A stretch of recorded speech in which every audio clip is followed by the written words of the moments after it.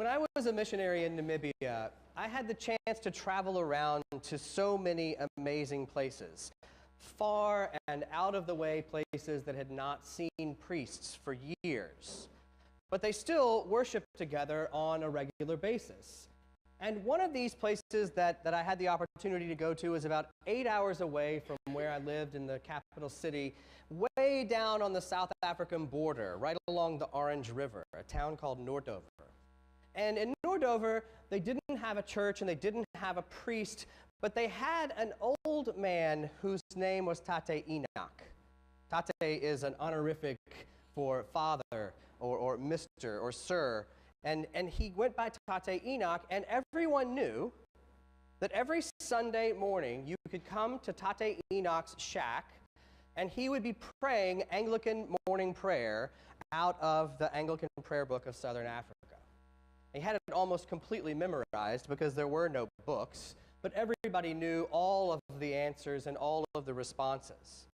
And so when I had the chance to travel down to Tata Enoch's area and his city, his town, I guess, I said, would you like us to have communion together? Because you haven't had communion in a long time, and I'd be happy to do that. And they said, oh, yes, please, bring the bread, bring the wine. We would love to have communion together. So we set up a folding table in front of Tata Enoch's shack, which was basically made of found objects with a tin roof on top of it. And we went through the entire Eucharist service. And about the time I was getting ready to finish and say the final blessing, I see Tata Enoch walk over with kind of an angry look on his face. And he taps one of my Eucharistic ministers on the arm, and they whisper back and forth. Now, you have to remember, almost no one speaks English in this area, so they were translating the service into Oshikwanyama from what I was saying. And so they say a few words in Oshikwanyama, and then my Eucharistic minister comes over and he says, Father, Tata Enoch is very upset. And I said, really? Why is he upset? He said, you did not take an offering during the service. You didn't pass anything to take up an offering for people to give during the service. And I said, that's true. Because as I looked out in my head, I thought, here I see people who look like they have absolutely nothing. People who were without shoes and dressed in rags, some of them, and people that I thought, wow, what would they give? And so I said, you're absolutely right. And he said, well, Tata Enoch wants you to take up an offering at the end of the service, and he wants to do it now. And I said, fine, Tata Enoch's the man around here, and we're going to do it. So Tata Enoch was the first man. He walked up, and he put two little tiny coins, Namibian 1-cent coins, on the altar.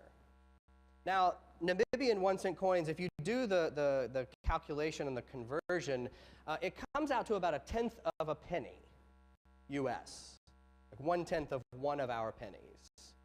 And as he put it on the altar, he said, I want you to take this, and I want you to give it to someone who might need it. And I looked at him, and I thought to myself, well, you look like you need this. You look like you could be the one who this would go to, and he had no concerns whatsoever, giving this money, putting it on the altar, and asking us to take it with us forth to someone else who might need it more than him.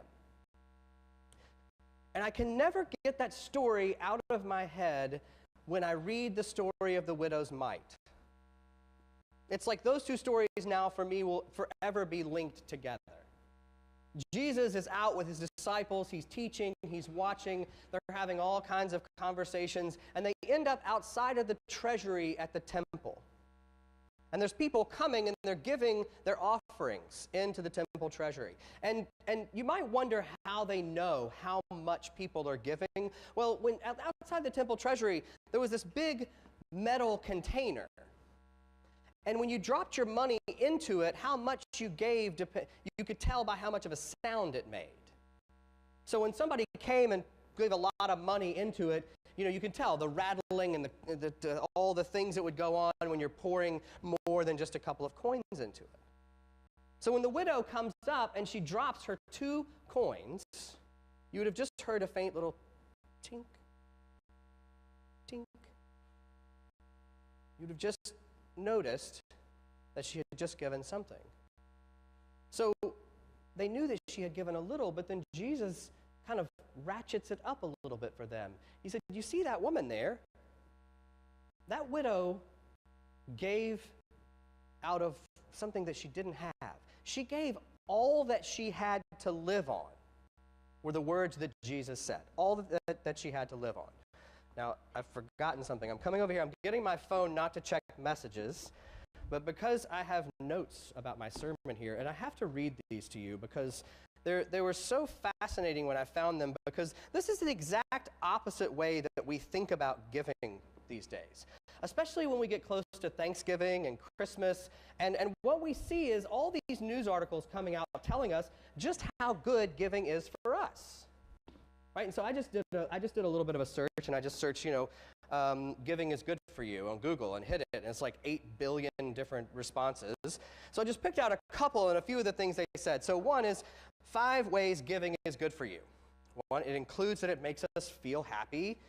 It's good for our health, and it promotes a sense of social connection. Well, those are all good things. And then the next one, though, is even better. It's 7 science-backed reasons that generosity is good for your health. It reduces stress. Your happiness at work depends on giving. And then it says your marriage will be stronger. And I thought, well, those are all really nice things about generosity and about giving, but they are exactly not about generosity. Right? So if we need another reason to give, thinking of what is in it for us is kind of the exact opposite of what Jesus is teaching today. Because I don't believe that this widow who gave all that she had to live on would have had her stress reduced by doing that. You see, she made a sacrifice. She made a sacrifice because she felt called to give to something more and bigger than what she was, to help others and to help the temple be what the temple needed to be. And since we're talking about generosity and giving, Veterans Day and Veterans Day holiday seems like as good a time as any to talk about what generosity and giving of spirit looks like. My grandfather was a veteran of World War II. He won the Bronze Star for being wounded in battle in the Philippines in the Pacific Theater.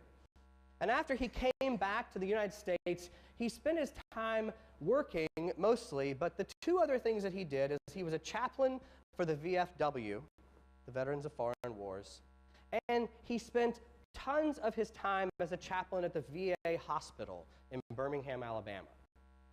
He would go and care for people of wars that had come before him, the wars that they shared with him, and the wars that came after.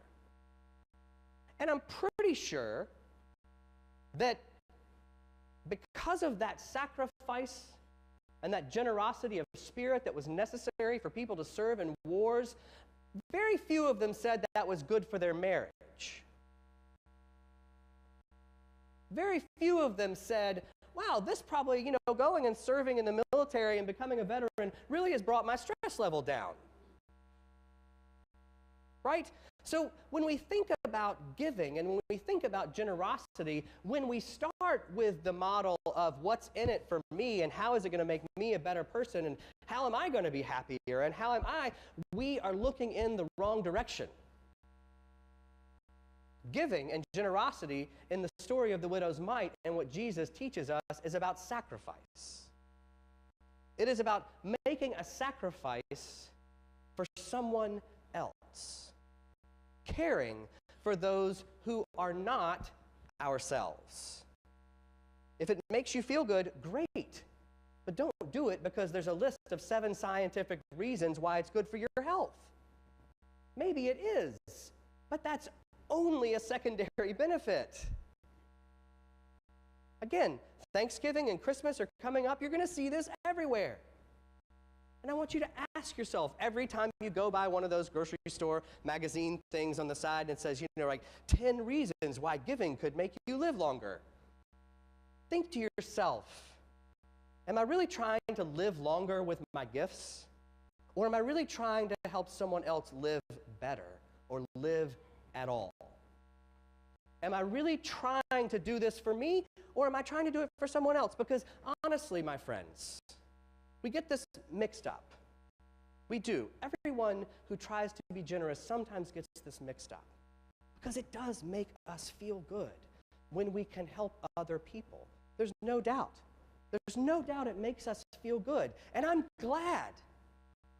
I'm glad it does. But not every act of generosity does make us feel good.